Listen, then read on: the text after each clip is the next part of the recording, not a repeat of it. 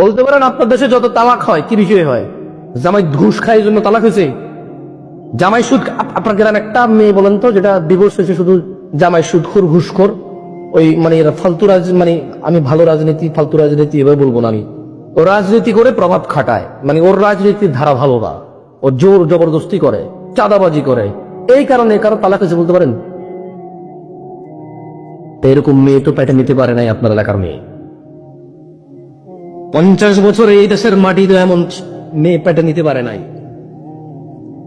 যে মেয়ে বলবে তুমি মারামারি করো, মানুষের উপর অত্যাচার করো, যা জুলম তুমি ফিরে আসো।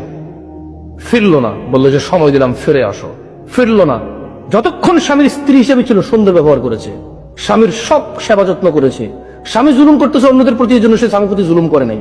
যতক্ষণ স্বামীর স্ত্রী ছিল, স্বামীর যা হালাল চাহিদা ছিল সবই মিটাইছে, যেভাবে আচরণ করার দরকার সেভাবে করেছে। তবে সুন্দর করে বলেছে তুমি অত্যাচার জুলুম করছো, তুমি নামাজ পড়ছো না, তুমি মানুষের টাকা হক মেরে খাচ্ছ, তুমি ফিরে আসো।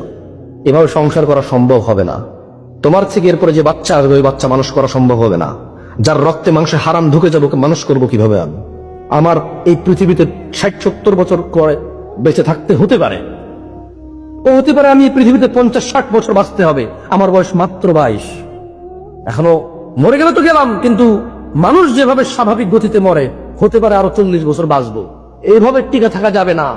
তোমার মতো পুরুষের সন্তান মানুষ করা যাবে না।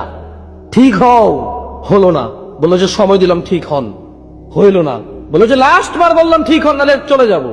বাপের বাড়ি গিয়ে বললো যে এর সাথে থাকা যাবে না, ব্যবস্থা করেন এর থেকে আমাকে আলাদা মুক্ত করে, সরকারের সাহায্য নিয়ে, প্রশাসনের সাহায্য নিয়ে, পরিবারের সাহায্য নিয়ে ওর থেকে মুক্ত হতে হবে।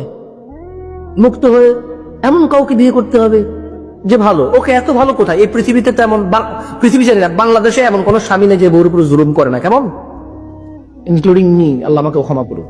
কোনো না কোনো ভাবে আমরা প্রত্যেকে মেয়েদের সাথে কোনো না কোনো খারাপ আচরণ করি। তুই তো করি হলো করি, করি না? অথবা একটা কথাও বলতে চায়, একটা কথাও বলতে চায়, চুপ করাই দিই। অথবা ঘরের পরিস্থিতি এমন যে বলতে পারতেছে না সাহস করে। আমি ওর দোষগুলোকে আমি বাদ দিচ্ছি না, তবে ওর উপরে জুলুমটা হয় না?